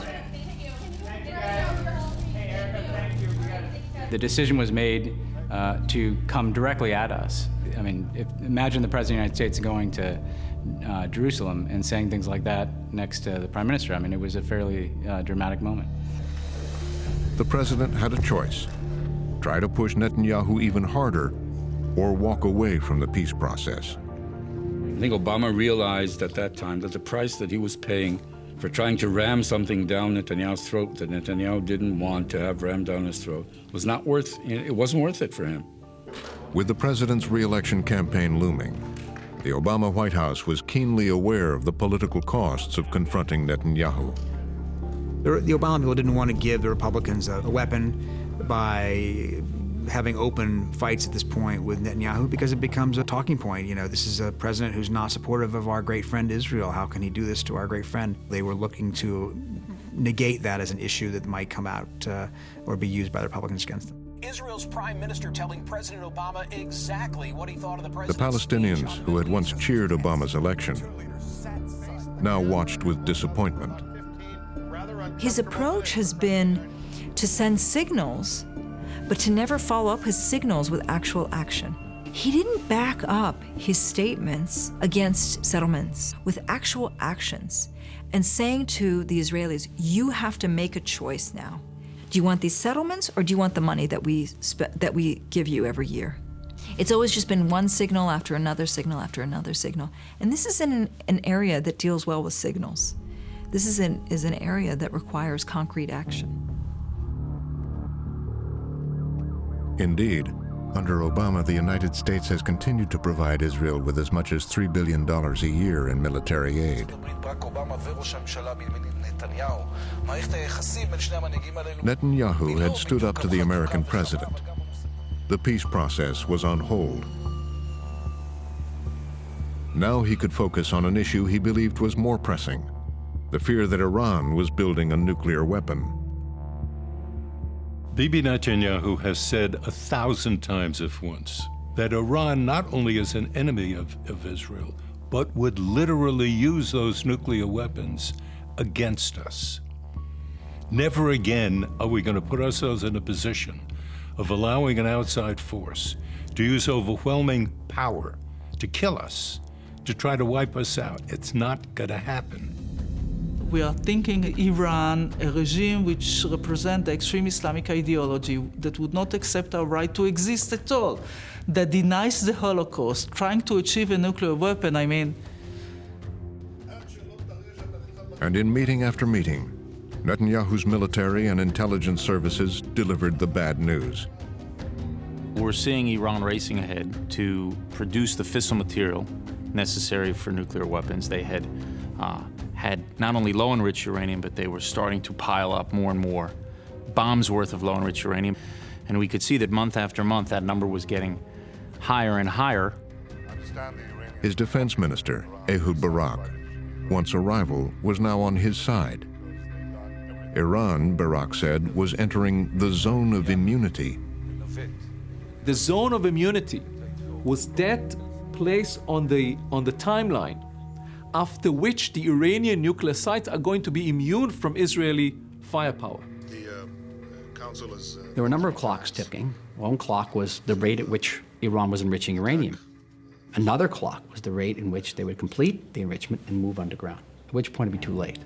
Israel is not obliged. They ordered the Israeli military to plan for a direct strike on Iran's nuclear program.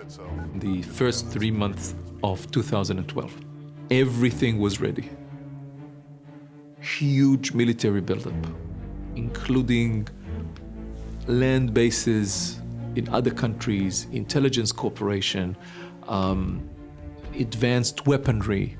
Breaking news. All right, there's breaking news about the possibility of an Israeli attack on Iran. Have been talking about a so-called zone of immunity. Panetta believes Israel will strike Iran in April, May, or June. Say Iran has already produced enough uranium to build. But in the White House secure basement situation room, they were receiving no word on when or if Netanyahu would order the strike.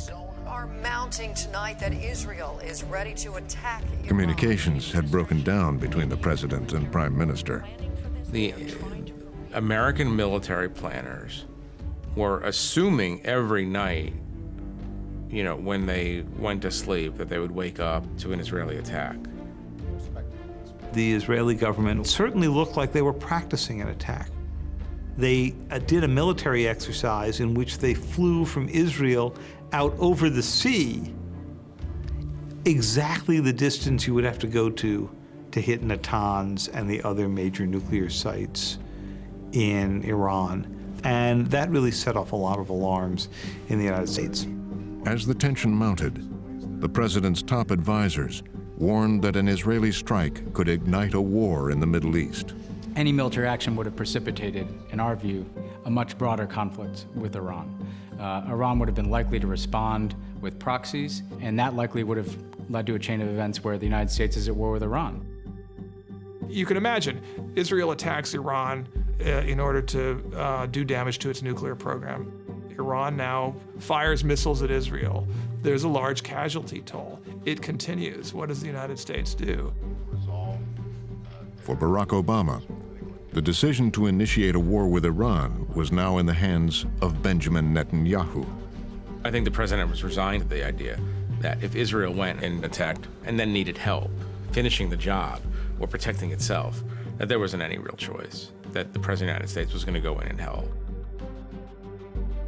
But as the possibility of a strike grew, Netanyahu had a problem. The Israeli military was nervous about attacking Iran on its own. There are all kinds of figures in the Israeli security establishment, big military figures, who all think that it would be crazy, to say nothing, counterproductive, dangerous, ruinous for Israel to attack Iran. With his military wary about a unilateral strike, Netanyahu reluctantly asked Obama for upfront assurance that if Israel went ahead, the U.S. would back them up.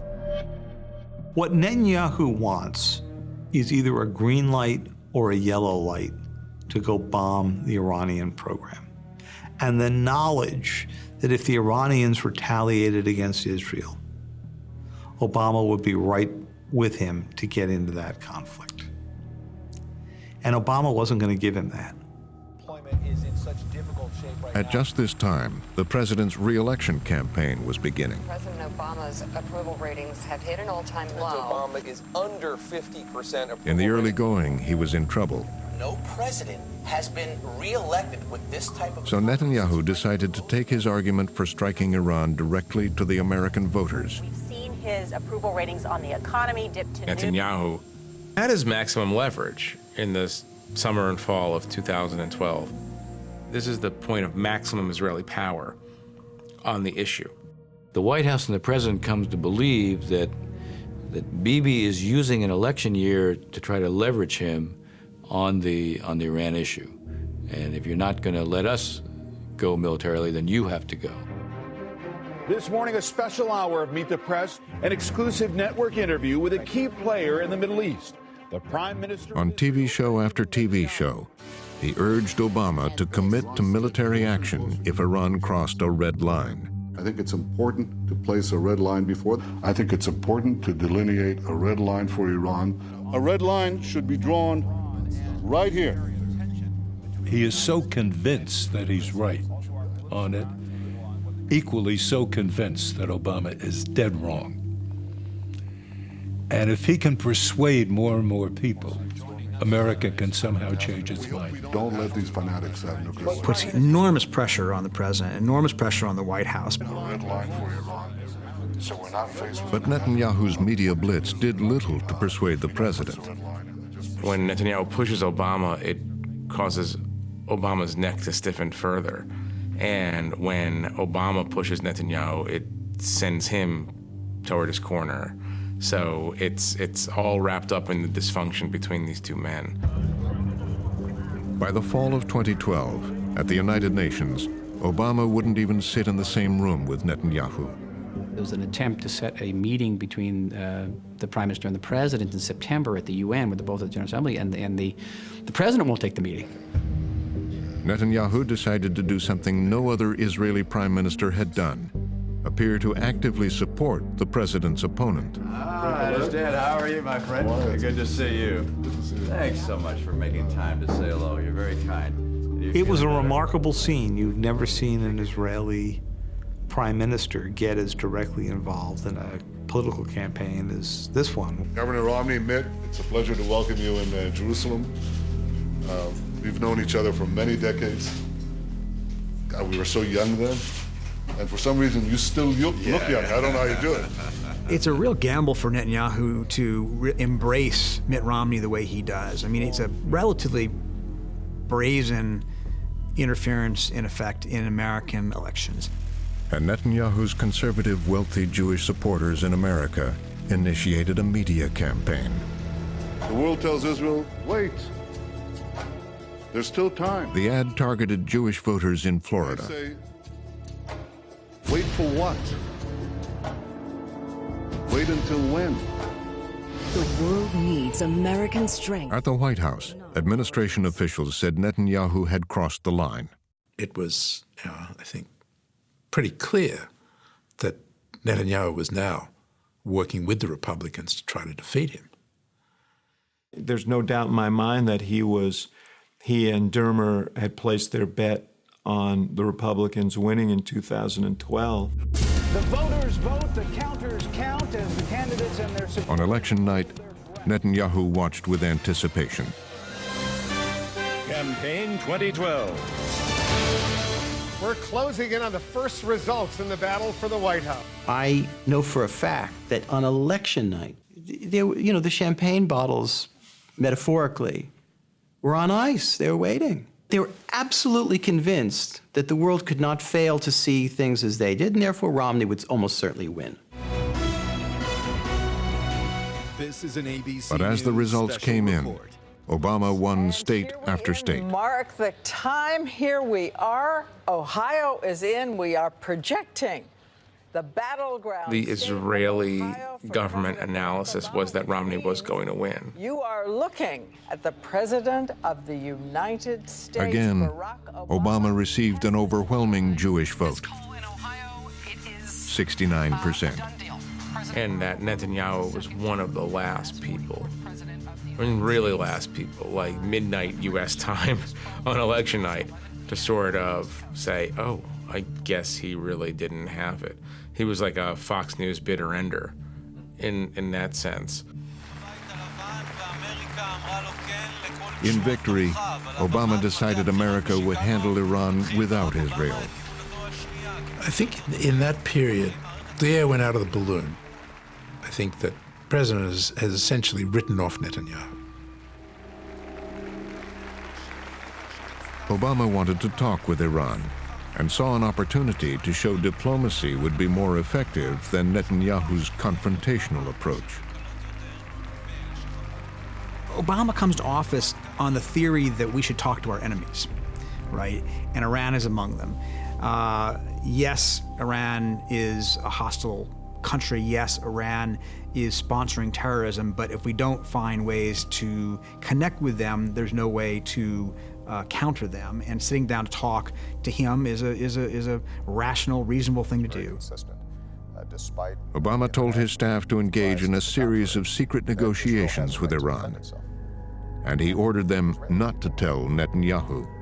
There was concern that there were enough Israelis hostile to the very notion of a channel with Iran that it wouldn't remain private and it would get blown up politically before we had a chance to explore whether it would work.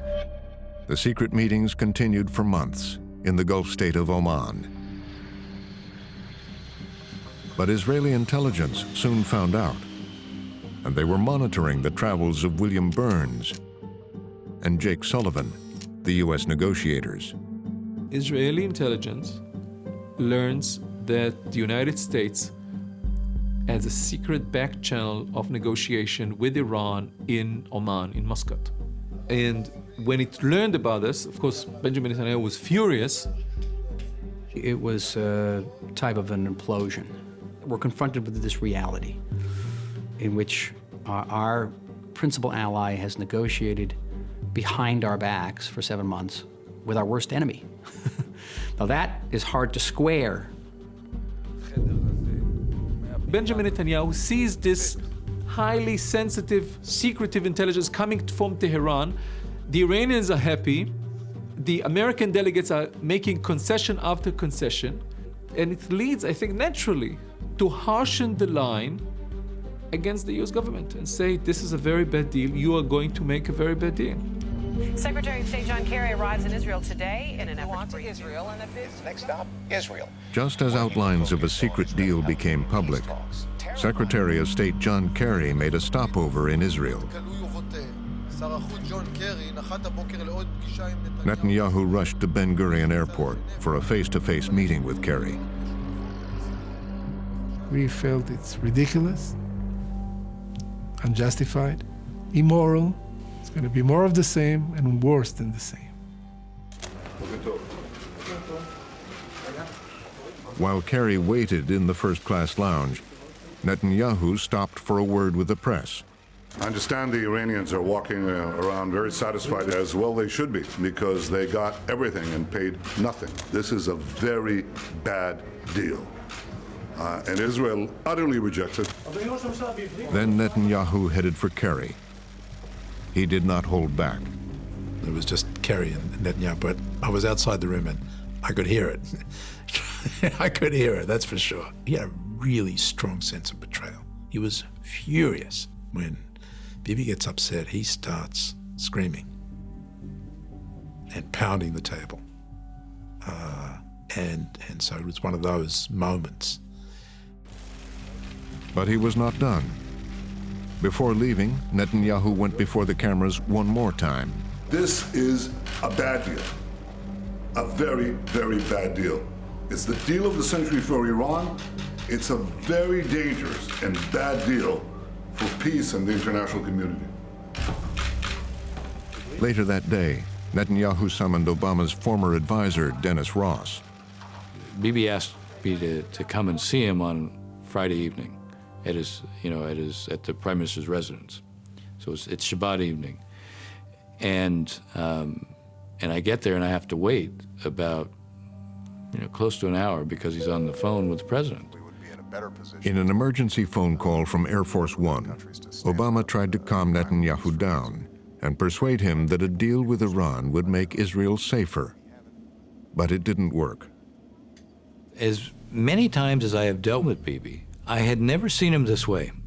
He wasn't angry, but he was, the only way I can put it is that he was feeling alarmed.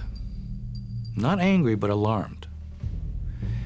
And the first thing he says to me is, the president decided he has no choice but to do a deal with the Iranians, forces off the table. And I said, he didn't say that to you. He said, he did. I said, no, he didn't say that to you.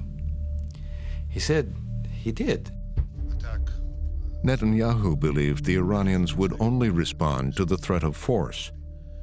To him, if that was not an option, Obama was surrendering to the Iranians. I have no recollection of the president ever telling Prime Minister Netanyahu that the military option is off the table. The president was saying, look, we have an opportunity here to get more through diplomacy than we could accomplish even through taking military action. And that's an argument he's had with the Prime Minister multiple times over the course of the last 2 years now. Bibi was convinced of what he'd heard. He wasn't saying he said those exact words, but he interpreted what he heard as if the president, you know, there's too much war weariness in the States. I don't have the option of using force. This is the only option I have. Ross reached out to Secretary of State John Kerry. I actually contacted Kerry and said, look, you have a problem here and it has to be fixed. He said, I'll call him. I said, you know, it shouldn't be you. The problem isn't you. The problem is what Bibi thinks where the president is. This needs to be fixed by the White House. And it wasn't. He didn't get a call. President Obama began the selling job for the nuclear deal with Iran. The Obama administration is giving it the hard Instead, Obama went to the American people to sell a deal that would impose limits on Iran's nuclear program and allow international inspections in exchange for lifting sanctions. From the perspective of U.S. interest, it is far better if we can get a diplomatic solution. For the first time in a decade, we've halted the progress on Iran's nuclear program. Key parts of the program will be rolled back. A comprehensive agreement that prevents a nuclear-armed Iran, secures America and our allies, including Israel, while avoiding yet another Middle East conflict. Tough talk, as the President of the United States is trying to pull a major sales job. For Obama, this is his chance at a legacy in the Middle East, which has been very, very frustrating for him. Iran is so central to his legacy and his perception of American national interest. In March 2015, as the president and Iranians were on the verge of signing a deal, Benjamin Netanyahu, running out of time, arrived in Washington to make that controversial speech, urging Congress to block the deal. See, Netanyahu's already given up on Obama. He looks at Washington and says, well, who can I find as an ally? Well, the Republicans now control both houses of Congress. And in effect, he decides to make common cause with them. It's a big day on Capitol Hill. Israeli Prime Minister Benjamin Netanyahu will address Mr. Speaker, the Prime Minister of Israel. He could count on the Republican Party to be against the president. And enlisted AIPAC, the powerful American-Israeli Political Action Committee, to go on the attack. For him to go on such a tear and denounce it and line AIPAC up to spend $20 million to try to defeat it is a huge mistake. If he loses, the president will have shown that he can stand up to Israel and the vaunted Israeli lobby, and that will be a lesson for a long time. I want to thank you all for being here today. I know that my speech has been the subject of much controversy. A large number of Democrats boycotted the speech, choosing to stand by the president. You have this great drama of American politics.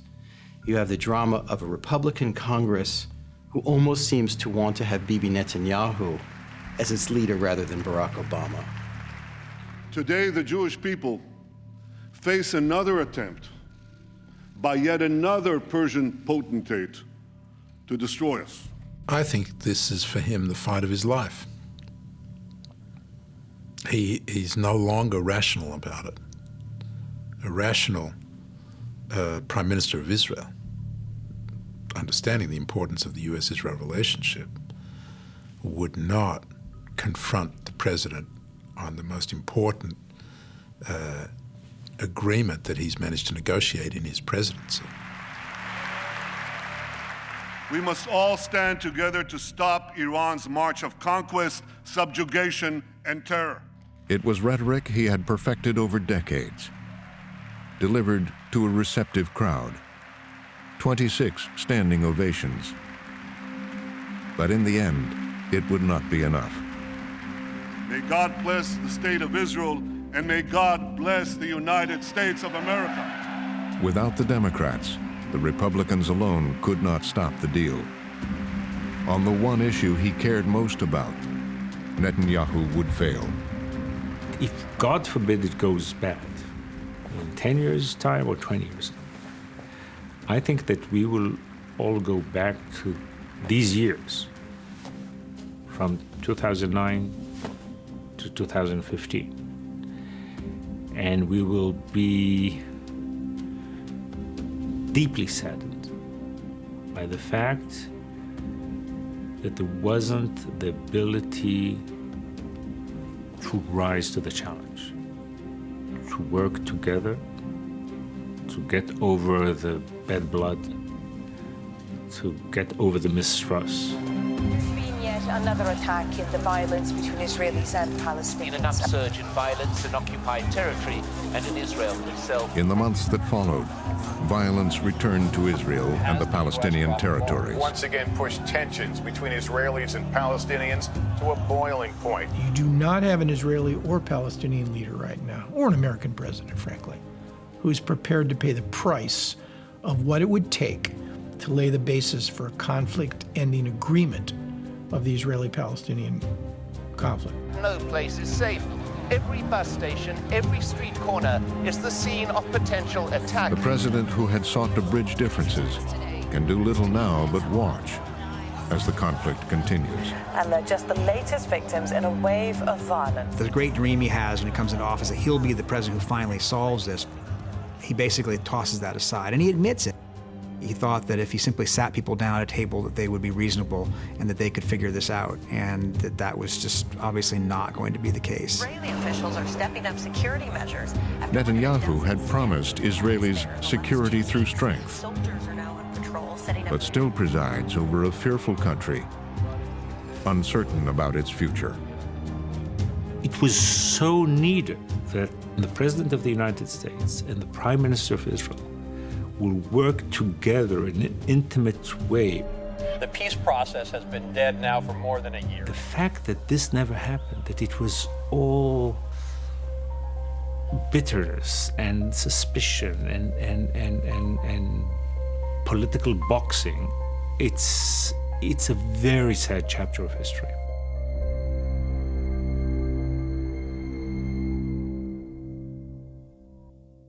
Go to pbs.org/frontline for more on the history of the relationship between Israel and U.S. presidents. It's not going to happen. Read extended interviews with Ambassadors Martin Indyk. That's why it got off to a bad start. Michael Oren. Now that is hard to square. And others. Who does he think the superpower is? Then connect to the Frontline community on Facebook and Twitter. Visit us on YouTube for even more original Frontline reporting. And sign up for our newsletter at pbs.org/frontline. Frontline is made possible by contributions to your PBS station from viewers like you. Thank you. And by the Corporation for Public Broadcasting. Major support for Frontline is provided by the John D. and Catherine T. MacArthur Foundation, committed to building a more just, verdant, and peaceful world. More information is available at macfound.org. Additional support is provided by the Park Foundation, dedicated to heightening public awareness of critical issues. The John and Helen Glessner Family Trust, supporting trustworthy journalism that informs and inspires. The Ford Foundation, working with visionaries on the front lines of social change worldwide at fordfoundation.org. The Wincoat Foundation. And by the Frontline Journalism Fund, with major support from John and Joanne Hagler.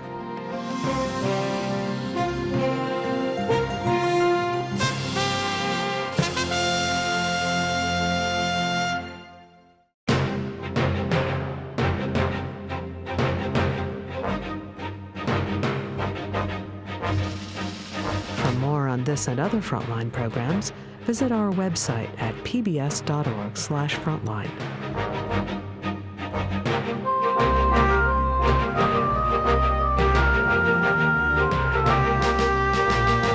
Frontline's Netanyahu at War is available on DVD. To order, visit shoppbs.org or call 1-800-PLAY-PBS. Frontline is also available for download on iTunes.